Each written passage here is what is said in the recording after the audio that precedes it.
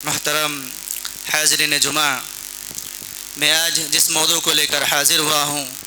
وہ ہے موت ایک اٹل حقیقت۔ جی ہاں میرے بھائیوں، موت ایک ایسی اٹل حقیقت ہے جس سے کسی انسان کو راہ فرار نہیں، جس سے کوئی انسان بھاگ نہیں سکتا ہے، جس کو کوئی بھی انسان جھٹلا نہیں سکتا ہے۔ یہ وہ قانون الہی ہے جس سے نہ انبیاء اور نہ ہی اولیاء اور نہ شاہ و گدا مستثنیٰ ہے، بلکہ ہر کسی کو موت کا مزہ چکھنا ہے۔ کسی شاعر نے کیا ہی خوب کہا تھا، الموت قدح کل نفس شاربہ والقبر باب کل نفس داخل، کہ موت ایک جام ہے، موت ایک پیالہ ہے جس سے ہر نفس کو پینا ہے، اور قبر ایک دروازہ ہے جس میں ہر نفس کو داخل ہونا ہے۔ موت ایک ایسی چیز ہے جو ہر زندہ پر آتی ہے، چاہے وہ چھوٹے ہو یا بڑے، چاہے مالدار ہو یا فقیر، چاہے مرد ہو یا عورت، چاہے بڑا ہو یا چھوٹا، ہر کسی پر آتی ہے۔ اور جس پر آتی ہے نہ وہ خود اس سے بچ سکتا ہے، نہ اس کے دوست و احباب، اس کے رشتہ دار، اس کے اقربا اسے بچا سکتے ہیں۔ الغرض یہ ہے کہ موت سے کسی کو چھٹکارا نہیں، موت سے کوئی بھاگ نہیں سکتا ہے، ہر نفس کو موت کا مزہ چکھنا ہے۔ کیونکہ اللہ رب العالمین نے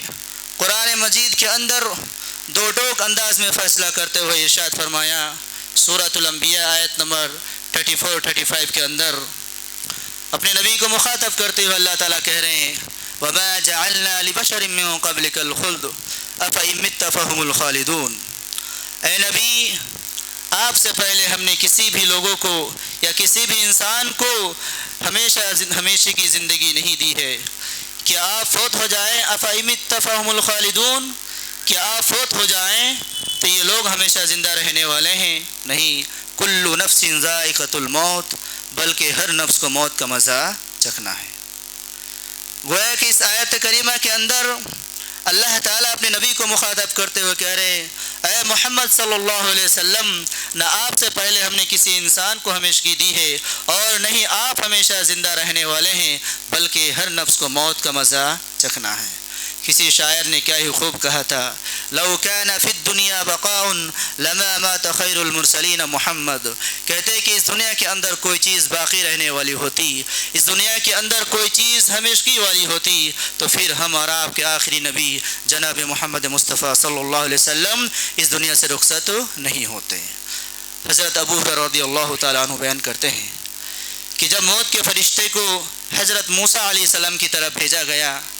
تو حضرت موسیٰ علیہ السلام نے اس فرشتے کو ایک تھپڑ رسید کر دیا، جس وجہ سے اس فرشتے کی ایک آنکھ پھٹ گئی۔ وہ فرشتہ اللہ کے پاس لوٹا اور عرض کیا، اے اللہ، تو نے مجھے اس بندے کی طرف بھیجا ہے، تو نے مجھے اس شخص کی طرف بھیجا ہے جو موت کی خواہش مند نہیں ہے، جو موت نہیں چاہتا ہے۔ تو اللہ تعالیٰ نے اس فرشتے کی سب سے پہلے آنکھ لوٹا دی اور کہا، جاؤ ان سے کہو کہ اپنا ہاتھ ایک بیل کے پیٹھ پر رکھے اور اس ہاتھ کے نیچے جتنے بھی بال آئیں، ہر بال کے بدلے میں اسے 1 سال اور مزید ہے۔ تو حضرت موسیٰ علیہ السلام نے کہا، اے اللہ، پھر اس کے بعد کیا ہوگا؟ تو اللہ تعالیٰ نے کہا، پھر تو اس کے بعد آپ کو موت ہے، مرنا ہے۔ تو حضرت موسیٰ علیہ السلام نے کہا، تو اللہ، تو پھر مجھے موت ابھی منظور ہے۔ تو اس حدیث سے معلوم ہوتا ہے کہ موت سے قطعاً کسی کو چھٹکارا نہیں ہے، چاہے وہ کتنی لمبی عمر کیوں نہ پالے، 100 سال، 200 سال، 150 سال، 300 سال کیوں نہ جی لے، اسے موت آنی ہے اور اس کے موت کا مزہ چکھنا ہی ہے۔ کیونکہ اللہ، میرے محترم بھائیوں، موت ایک ایسی چیز ہے جو اپنے وقت مقررہ ہی پر آتی ہے، جو ایک لمحہ نہ پہلے آتی ہے اور نہ ایک لمحہ تاخیر سے آتی ہے، کیونکہ اللہ تعالیٰ سورۃ المنافقون کے اندر ارشاد فرماتے ہیں، وَلَن يُؤَخِّرَ اللَّهُ نَفْسًا إِذَا جَاءَ أَجَلُهَا وَاللَّهُ خَبِيرٌ بِمَا تَعْمَلُونَ، اور جب جس کا وقت مقرر آ جاتا ہے، یعنی موت کا وقت آ جاتا ہے، تو اللہ تعالیٰ اسے ہرگز مہلت نہیں دیتا، اور بے شک اللہ تعالیٰ ہم جو کچھ کرتے ہیں اللہ تعالیٰ اسے بخوبی جانتے ہیں۔ یعنی ہم دنیا کے اندر جو بھی عمل کر رہے ہیں، چاہے وہ اچھا ہو، چاہے وہ برا ہو، چاہے نیکی کا ہو، چاہے گناہ کا ہو، چاہے ظاہری ہو، چاہے چھپ کر ہو، چاہے رات کے گھٹا ٹوپ اندھیرے میں کیوں نہ کرتے ہیں، اللہ تعالیٰ اسے بخوبی دیکھ رہا ہے اور اللہ تعالیٰ اسے بخوبی جانتا ہے۔ گویا کہ اس آیت کریمہ کے اندر سے معلوم ہوتا ہے کہ موت کا وقت کسی کو نہیں معلوم ہے، اور نہیں کسی کو یہ معلوم ہے کہ اس کی موت کہاں آئے گی، اور موت کی حالت میں، اور موت کے وقت میں جس حالت میں بھی ہوگا، جہاں بھی ہوگا، جس حالت میں بھی ہوگا، اسے موت آ کر رہے گی، کیونکہ اللہ تعالیٰ کا ارشاد ہے وَمَا تَدْرِي نَفْسٌ مَاذَا تَكْسِبُ غَدًا وَمَا تَدْرِي نَفْسٌ بِأَيِّ أَرْضٍ تَمُوتُ إِنَّ اللَّهَ عَلِيمٌ خَبِيرٌ۔ اور کسی انسان کو نہیں معلوم کہ کل کیا کرنے والا ہے، اور کسی انسان کو نہیں معلوم ہے کہ اس کی موت کس زمین پر آئے گی، بے شک اللہ تعالیٰ ہر چیز کو جاننے والا اور باخبر ہے۔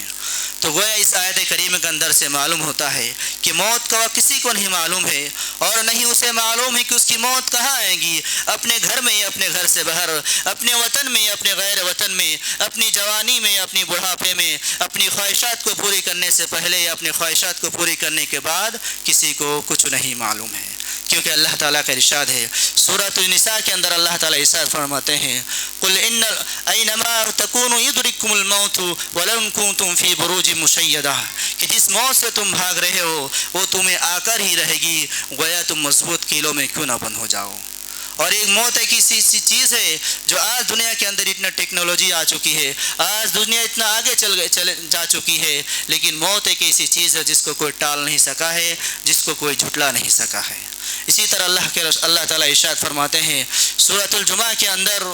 قُلْ إِنَّ الْمَوْتَ الَّذِي تَفِرُّونَ مِنْهُ فَإِنَّهُ مُلَاقِيكُمْ ثُمَّ تُرَدُّونَ إِلَىٰ عَالِمِ الْغَيْبِ وَالشَّهَادَةِ فَيُنَبِّئُكُم بِمَا كُنتُمْ تَعْمَلُونَ۔ کہ اے نبی آپ کہہ دیجئے کہ جس موت سے تم لوگ بھاگ رہے ہو وہ تمہیں آ کر ہی رہے گی، پھر تم اس اللہ رب العالمین کی طرف لوٹا دیے جاؤ گے جو ہر ظاہری اور چھپی چیزوں کو جاننے والا ہے، اور وہ پھر تمہیں تمہارے نام اعمال کے تمہیں خبردار کر دے گا، یعنی تم جو کچھ کرتے ہو تمہارے نام اعمال سے تمہیں اللہ تعالیٰ تمہیں روبرو کر دے گا۔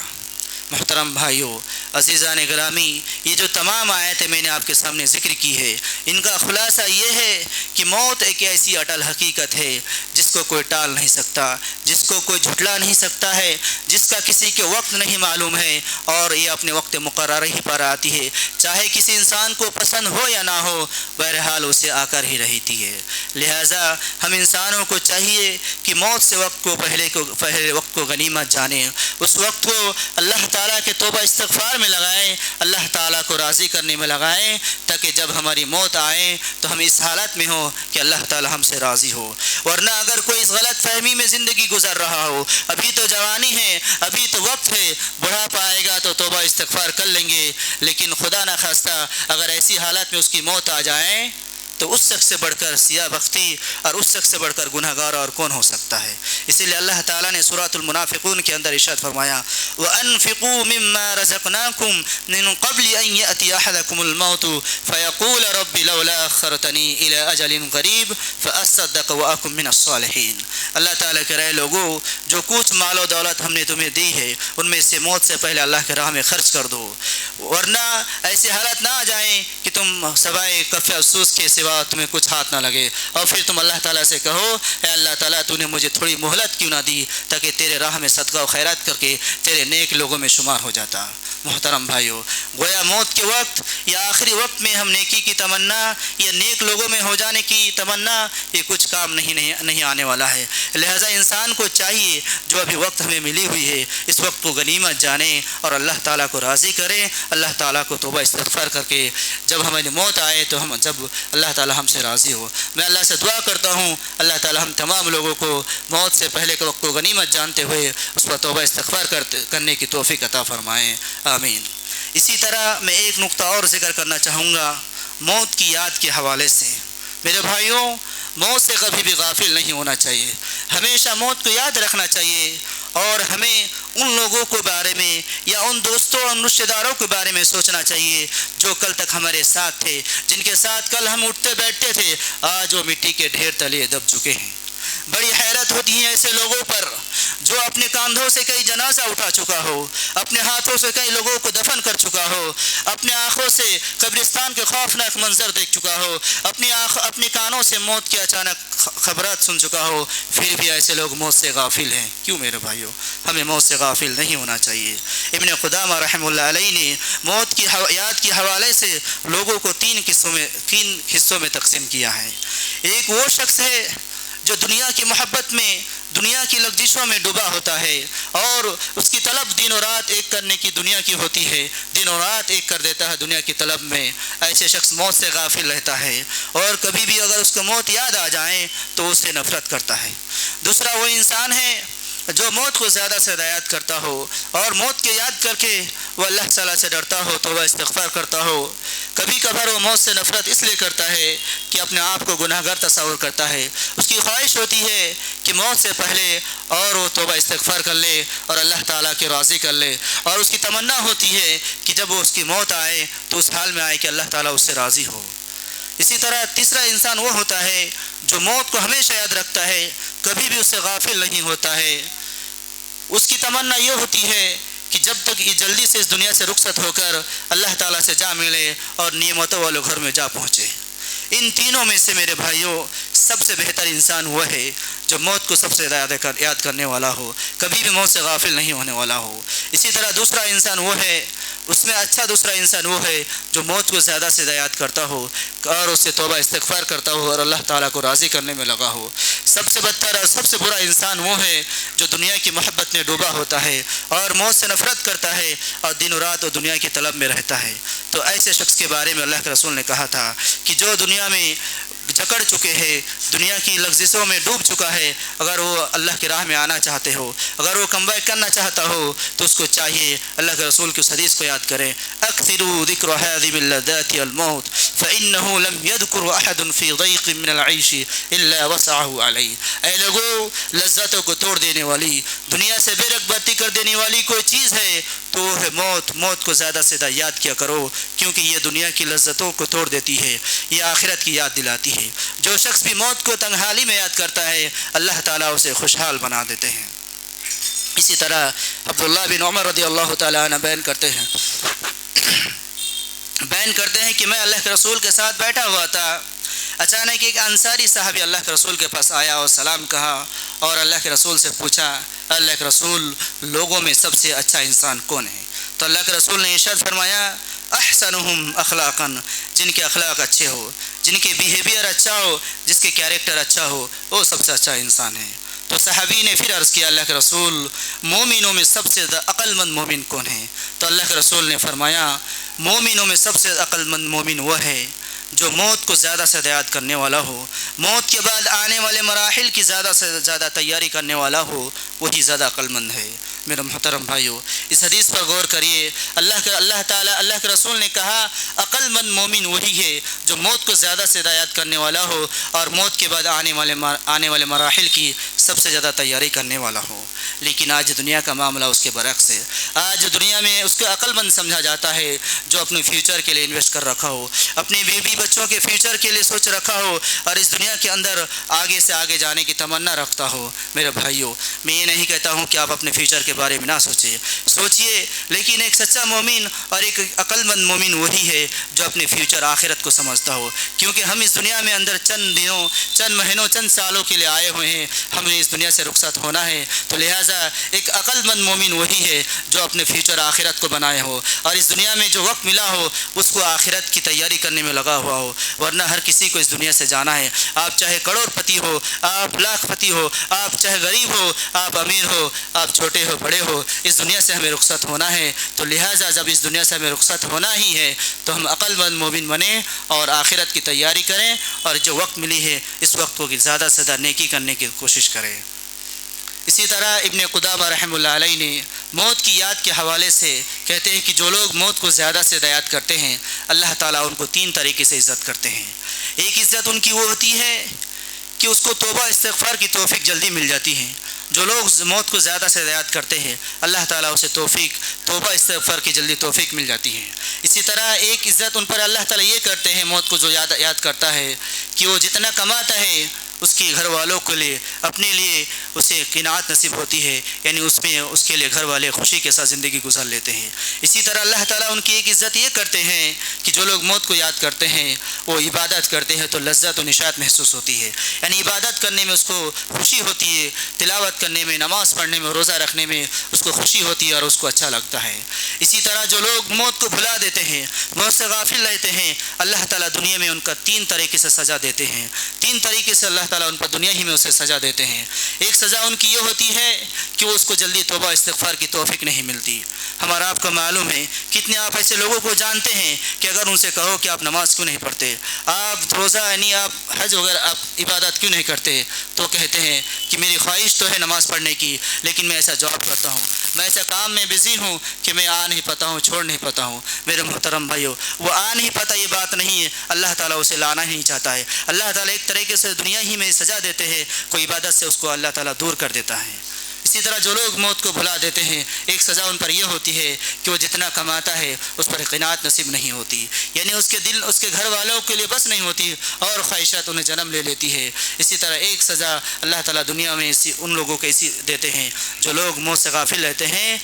وہ عبادت کرنے میں اسے لذت و نشاط محسوس نہیں ہوتی، یعنی جب عبادت کرتا ہے سستی اور غافلی کے ساتھ کرتا ہے اسے عبادت میں مزہ نہیں آتا۔ تو اسی کے متعلق اللہ تعالیٰ نے سورۃ الملک کے اندر ارشاد فرمایا تھا، الذی خلق الموت والحیات لیبلوکم ایکم احسن عملا، کہ وہی اللہ ہے جس نے موت اور حیات کو پیدا کیا اور تاکہ تم لوگوں کو جانچ لے کہ تم میں سے اچھا عمل کرنے والا کون ہے۔ تو لہٰذا ایک مومن کو یاد رکھنا چاہیے یہ دنیا جو ہے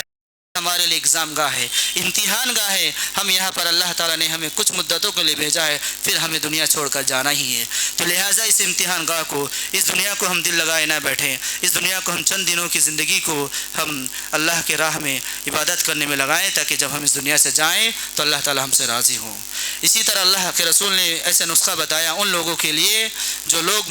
دنیا سے بے رغبتی ہو کر آخرت اللہ طرف کی آنا چاہتا ہے، اللہ تعالیٰ کی طرف آنا چاہتا ہے، تو اللہ کے رسول نے ان کے لیے کہا تھا کہ وہ لوگ قبر کی زیارت کیا کرے۔ ہے عبداللہ بن عمر رضی اللہ تعالیٰ بیان کرتے ہیں کہ میں اللہ کے رسول کے ساتھ تھے، اللہ کے رسول نے اپنی والدہ کی قبر پر گئے، اتنا روئے اور ہم لوگوں کو بھی رلایا اور کہا، اے لوگوں، میں نے اللہ تعالیٰ سے اپنی والدہ کی استغفار کی طلب کی لیکن اللہ نے مجھے اجازت نہیں دی۔ اسی طرح میں اپنی والدہ کے قبر کی زیارت کرنے کی طلب کی تو اللہ نے مجھے اجازت دے دی۔ اے لوگوں، تم لوگ قبر کی زیارت کیا کرو، کیونکہ یہ قبریں ہمیں موت کی یاد دلاتی ہے، یہ دنیا سے بے رغبتی کرتی ہیں۔ لہٰذا انسان کو چاہے گاہے بگاہے انسان کو قبروں کی زیارت کرنا چاہیے، کیونکہ یہ قبریں ہمیں موت کی یاد دلاتی ہیں اور ہمیں آخرت کی یاد دلاتی ہے۔ لہٰذا ہم آپ کو چاہیے کہ ہم آخرت کو زیادہ سے یاد کریں۔ اسی طرح میں ایک پوائنٹ اور ذکر کرنا چاہوں گا کہ ہم لوگ موت سے غافل کیوں ہیں۔ محترم بھائیو، موت اور اس کے بعد آنے والے مراحل ہے بہت زیادہ خطرناک اور سنگین ہے، بہت ہی زیادہ ڈینجر ہے۔ لہٰذا ایک سچا مومن جب بھی موت اور قبر کا تصور اپنے ذہن میں لاتا ہے تو کانپ اٹھتا ہے، اس کے جسم کے رونگٹے کھڑے ہو جاتے ہیں۔ اس کی مثال آپ یوں سمجھیں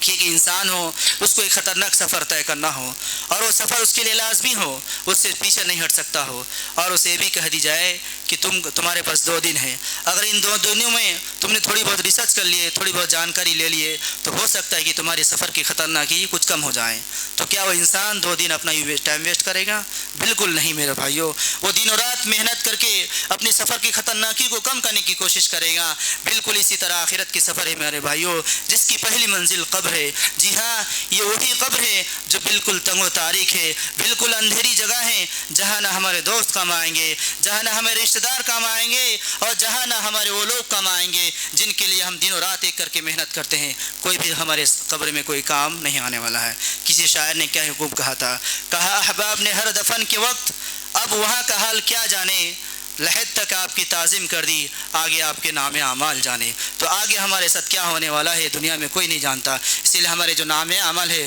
اسی کے متعلق ہمارا فیصلہ ہونے والا ہے۔ تو کسی انسان کو موت سے غافل نہیں ہونا چاہیے۔ تو پھر ایسے خطرناک سفر سے ہم غافل کیوں ہیں؟ موت کا تصور ہمیں کیوں نہیں جھنجھوڑتا؟ موت سے یاد سے ہمیں خواب غفلت سے بیدار کیوں نہیں ہوتے؟ بظاہر اس کے 2 اسباب معلوم ہوتے ہیں، ایک ہے دنیا کی محبت اور دوسری جہالت۔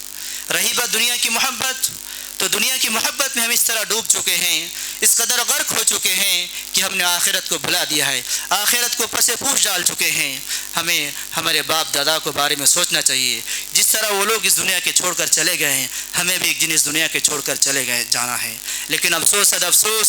دنیاوی خواہشات کی ایک لمبی چوڑی فہرست ہمارے سامنے رہتی ہے، جن کو پورا کرنا ہمارے زندگی کا مقصد بن چکا ہے، اور ابھی ان میں سے چند خواہشات پوری نہیں ہوتی ہے کہ زندگی کا ایک بڑا حصہ گزر چکا ہوتا ہے، اور مزید خواہشات جنم لے چکی ہوتی ہیں، اور پھر ابھی ان میں سے بہت سارے خواہشات نامکمل رہتی ہیں کہ موت کا فرشتے ہمارے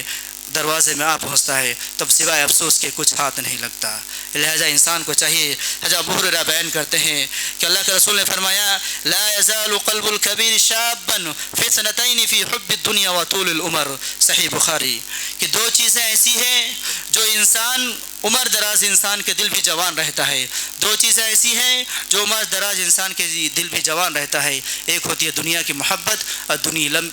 دوسرا ہے لمبی لمبی امیدیں۔ اسی طرح ابن مسعود رضی اللہ تعالیٰ بیان کرتے ہیں يكبر ابن آدم ويكبر معه اثنان